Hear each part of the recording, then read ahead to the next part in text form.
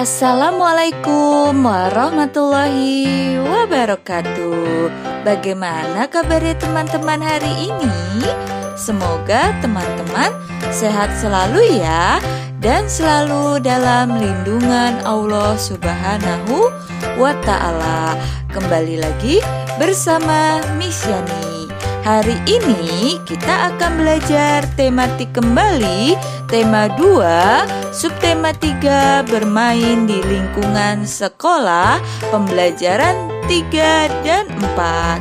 Sebelum kita mulai pembelajaran pada hari ini, mari bersama-sama membaca basmalah.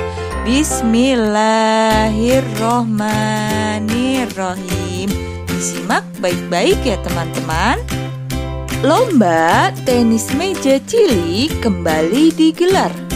Benny mewakili sekolahnya. Nah, teman-teman, di sini ada gambar Benny yang sedang mengikuti lomba tenis meja yang mewakili sekolahnya. Di sini ada cerita yang berjudul Lomba Tenis Meja Cilik. Nah, Miss Yani akan membacakan ceritanya ya. Lomba tenis meja cilik kembali digelar. Lomba dilakukan antar kelas 2 SD sekecamatan. Benny mewakili sekolahnya. Lomba dilaksanakan di sekolah Benny. Ia mendapatkan dukungan dari teman dan gurunya.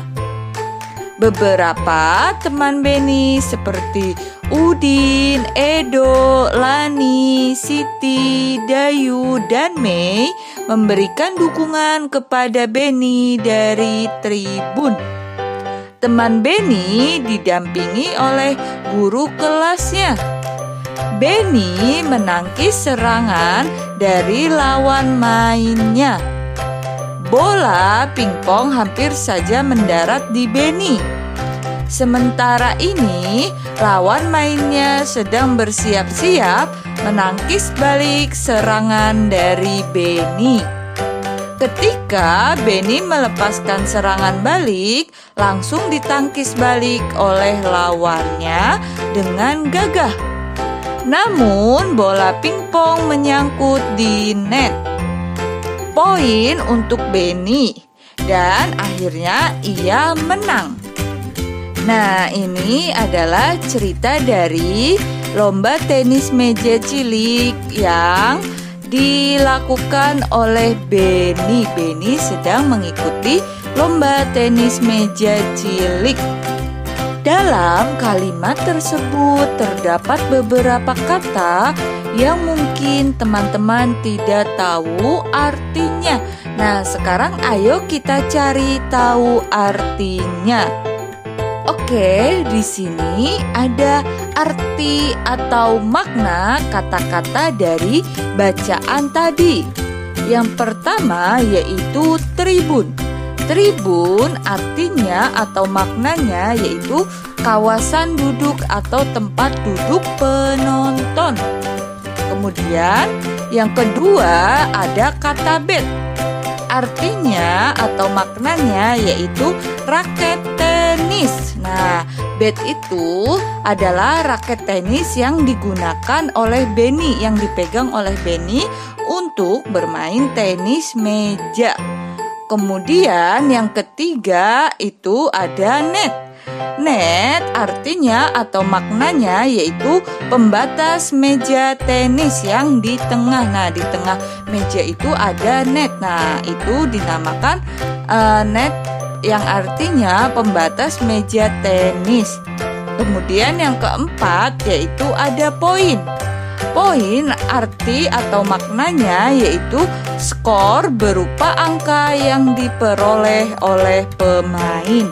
Kemudian yang terakhir yaitu ada kata menangkis. Arti atau maknanya yaitu menolak atau menahan pukulan atau serangan dari pemain. Nah, teman-teman, ini adalah arti atau makna kata-kata yang terdapat pada bacaan tadi. Selanjutnya kita akan belajar ciri-ciri benda. Nah, di sini bendanya yaitu yang pertama bola pingpong. Ciri-cirinya berbentuk bulat, berwarna kuning atau orange, terbuat dari plastik, dan termasuk benda padat. Kemudian yang kedua yaitu ada net. Ciri-cirinya yaitu berbentuk persegi panjang, berwarna hitam dan putih, terbuat dari besi, benang atau senar. Nah, pinggirannya net ini terbuat dari besi. Kemudian jaring-jaringnya itu terbuat dari benang atau senar. Yang terakhir yaitu termasuk benda padat. Nah, masih ciri-ciri benda. Yang ketiga yaitu meja tenis. Ciri-cirinya berbentuk persegi panjang, berwarna biru dan putih, terbuat dari kayu atau papan, termasuk benda padat. Dan yang terakhir yaitu bendanya ada bat. Ciri-cirinya yaitu berbentuk lingkaran dan ada pegangannya, berwarna hitam dan merah. Kemudian yang ketiga yaitu terbuat dari kayu atau papan yang dilapisi oleh karet. Kemudian yang terakhir yaitu termasuk benda padat. Nah, ini adalah beberapa ciri-ciri benda yang ada di sekitar kita. Benny senang bekerja sama. Begitu juga dalam melakukan permainan. Amati gambar di bawah ini dengan cermat. Nah, teman-teman, ini adalah Benny dan teman-temannya yang sedang bermain bola kertas. Di sini ada teks bacaan yang berjudul Bermain Bola Kertas. Di lapangan sekolah, Benny sedang asik bermain bola kertas. Bola kertas dibuat dengan cara meremukkan kertas bekas. Kertas yang telah dibulatkan akan diikat dengan karet gelang. Permainan bola kertas terdiri atas 2 tim. Tim yang memegang bola adalah tim yang kalah. Tim yang menang melempar tumpukan batu kecil dengan batu yang lebih besar. Tim kalah harus melindungi batu yang akan disusun oleh tim lain. Benny sedang memegang bola kertas. Ia harus melemparkan bola kertas ke arah lawannya. Benny melempar bola kertas ke arah beberapa lawan yang sedang menyusun batu yang berserakan. Salah satu dari tim lawan, Edo, berusaha menyepak bola kertas yang dilempar Benny. Jika bola berhasil disepak, tidak dihitung sebagai keberhasilan bagi tim yang melempar. Nah, teman-teman, ini adalah teks bacaan bermain bola kertas dan juga di dalamnya terdapat cara bermain bola kertas. Di sini ada ciri-ciri benda lagi nih, teman-teman. Yang pertama ada karet gelang. Ciri-cirinya yaitu berbentuk lingkaran, berwarna-warni, terbuat dari karet, bisa melar dan juga termasuk benda padat.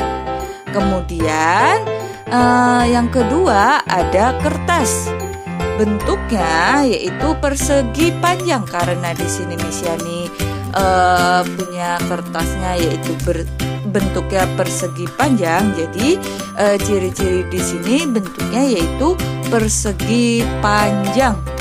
Kemudian berwarna putih. Kemudian terbuat dari kayu.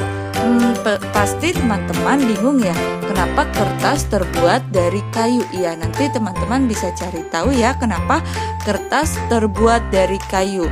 Nah, jadi kayu itu nanti ya dibuat sebuah bubur kertas yang akan dibentuk menjadi kertas. Kemudian yang terakhir yaitu termasuk benda padat. Kemudian yang terakhir yaitu ada ciri-ciri benda dari batu. Ciri-cirinya yaitu berbentuk tidak beraturan, berwarna abu-abu, dan keras. Batu termasuk benda padat. Nah, itulah beberapa ciri-ciri benda. Teman-teman, masih ingatkah kalian dengan pembagian? Pasti masih ingat ya teman-teman. Kemudian bagaimana cara mengerjakan pembagian? Ya, pasti dengan menggunakan cara pengurangan berulang. Di sini Miss Yani punya contoh soal cerita yang bentuk penyelesaiannya menggunakan pembagian. Oke, Miss Yani akan bacakan ya soal ceritanya. Perusahaan mengirim net 4 kali berturut-turut ke sekolah yang berbeda sebanyak 44. Berapakah banyak net yang dibeli tiap sekolah apabila banyak net untuk tiap sekolah sama? Nah, bentuk pembagiannya yaitu 44 dibagi 4. Nah, untuk mendapatkan hasilnya kita menggunakan pengurangan berulang. Nah, di sini contohnya masih sama seperti yang sebelumnya ya teman-teman, cara mengerjakannya yaitu 44 dibagi 4 sama dengan 44 dikurang 4 dikurang 4 dikurang 4 dikurang 4 dikurang 4 dikurang 4 dikurang 4 dikurang 4 sampai hasilnya 0. Karena terdapat pengurangan sebanyak 11 kali, maka 44 dibagi 4 sama dengan 11. Oke, Miss Yani juga punya contoh pembagian yang menyelesaikannya dengan cara pengurangan berulang. Nah, contoh yang pertama yaitu 52 dibagi 4. Nah, 52 kita kurangkan dengan 4 sampai hasilnya 0. Karena di sini pengurangannya ada 13 kali, jadi 52 dibagi 4 sama dengan 13. Kemudian contoh yang kedua yaitu 54 dibagi 6 sama dengan 54 kita kurangkan dengan 6 sampai hasilnya 0.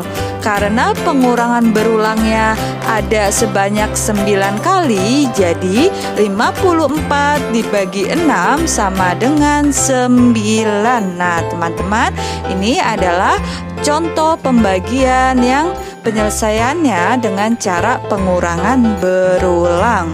Oke, sekarang di sini ada sebuah percakapan antara Benny dan Udin.